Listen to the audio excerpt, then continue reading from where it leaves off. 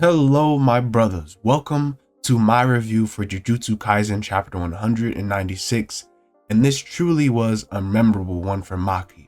This chapter is one for the brothers to welcome Maki as the one who was leaving it all behind. Maki Zenin showed us a bit of her setbacks, but also showed us her resolve. She is showing us the difference between her and Toji, not technically in a physical sense, but on a mental level.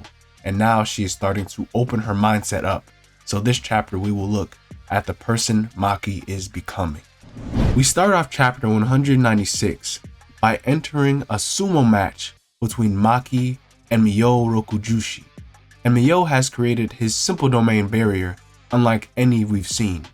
Mios Domain exists solely for the sake of sumo and casts away everything else.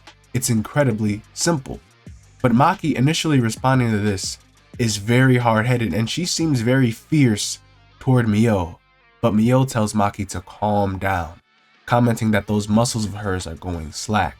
So she asks her about a simple sumo match.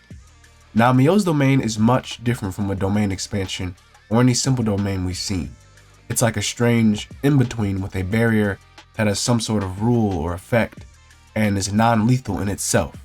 It exists purely for sumo and makes it so that bindings through Jujutsu and cursed energy are nullified, and as a result both opponents have to agree to the match for the domain to be completed and the match to start. Maki decides that it's alright and joins in on the match. This makes Mio extremely happy now that he's actually got an opponent, and the barrier is starting to close up. Kamo right now understandably is sort of confused about Maki's decision in the midst of the fight and asks just what she's thinking. But right now she's overthinking things and says, let me relax a bit. So Maki is basically taking a step back and blowing off some steam after realizing she's missing something and wants to find out just what is it that she's not seeing. We know from the last couple of chapters that Maki is a bit in her head about some things, and she now is going to start the sumo match. And initially starting the match, Maki is very forceful, almost seeming a bit angry, trying to overpower Mio. But Mio saw past this and used his sumo skills to parry and knock Maki down. Sumo is his life. It's fun for him, but he knows there is more to this than Maki. And in their bout, even Mio realizes that Maki was just stronger. He would outclass her if they just took her on head first. So he knows something is holding Maki back and asks just what's on her mind. And we get some context on Maki's mindset and what she's like. And I have to say, it's good seeing her really humble herself and dwell on her mistakes. You can clearly see it in her face that she's really trying to see what she's missing. But throughout Maki's career as a sorcerer, there was really no one she can rightly call her teacher. It's not that she was too prideful to have a sensei. She just never considered the thought of relying on others to grow stronger. Her whole life she closed herself off. But now with this random brother Mio and probably seeing her own weaknesses with fighting Naya, she has found the motivation to share her thoughts and open herself up to being taught as she tells Mio her troubles. So after hearing what Maki has to say, Mio realizes that Maki doesn't understand what the samurai was talking about. She's still trying to find it, but he does understand it, which kind of funnily causes Maki to get irritated and grumble to herself because she is kind of stubborn and must be ticked that this random knows more than she does. So Mio decides to help her out and break out of her bubble, so to speak. But the only way he knows how is to sumo. Maki and Mio enter a series of sumo bouts and really start to have fun and start to converse through sumo in their own way and have a pretty deep heart-to-heart about what Maki needs to see. Maki has become captive by herself, captive by rivals, curses, humans, setting herself back.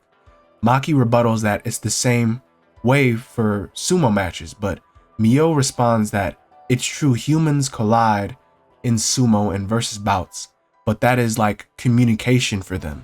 But those same humans exist outside the circle. So to understand herself, she must look outside the ring as well.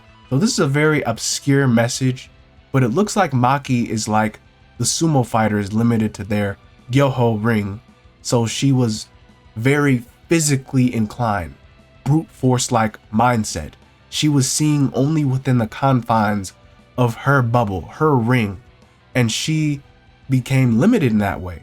But if she lets herself step back and look from the outside in a figurative sense, then she also understands what's happening from all perspectives. From the moment you collide, from the moment you get back into the dohyo, it all flows into you. It's as if you can smell the light, or as if you could see the sound. Everything about your opponent, everything about yourself, you can feel it all. And when that happens, the body right in front of your eyes no longer matters. And even winning or losing loses its meaning. That's what the samurai meant. You could say it's freedom. Pretty cold ass development right here. Maki not only broke the chains of cursed energy, but also the chains of her mind.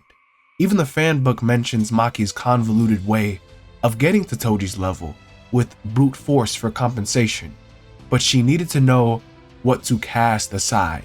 And now she's gotten rid of that mental block in her way of becoming stronger, perhaps even stronger than her cousin Toji in time. It's like she, well, left it all behind. She's seen beyond just herself, beyond the fight, and beyond her limits, truly free. And God, this panel, just perfection.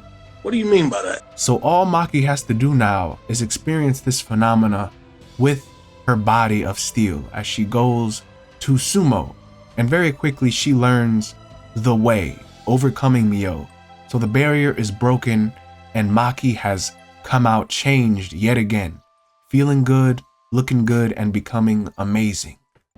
Alright, this was definitely a banger chapter. It took a couple of reads and insight into Maki's character to really appreciate the chapter in all of its glory.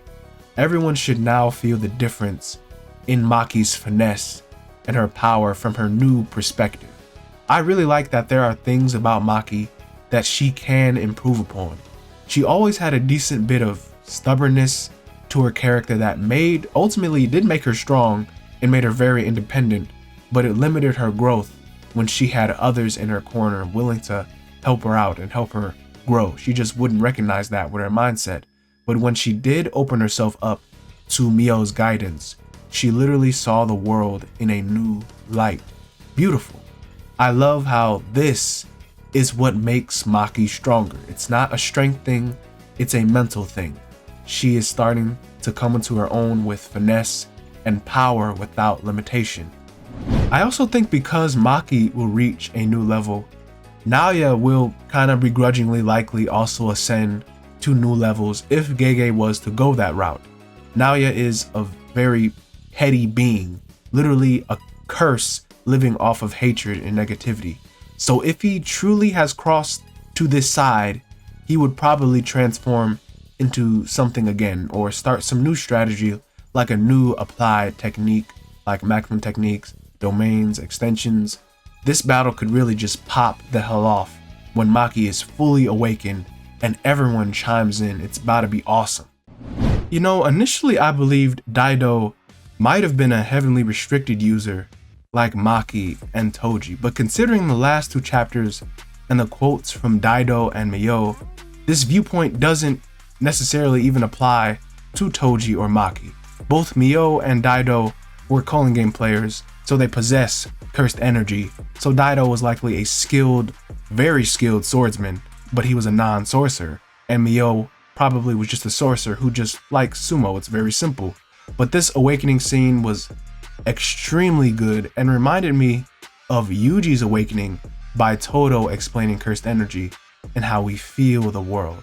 But in this case, it's special. Truly a brother moment right here. But thank you guys for watching. I appreciate you guys. If y'all would like and subscribe for this video for more, and also comment below how you guys feel about this chapter because it was very, very good. But this has been Enemy Stand User, and I'll see you guys in the next one. Bye-bye.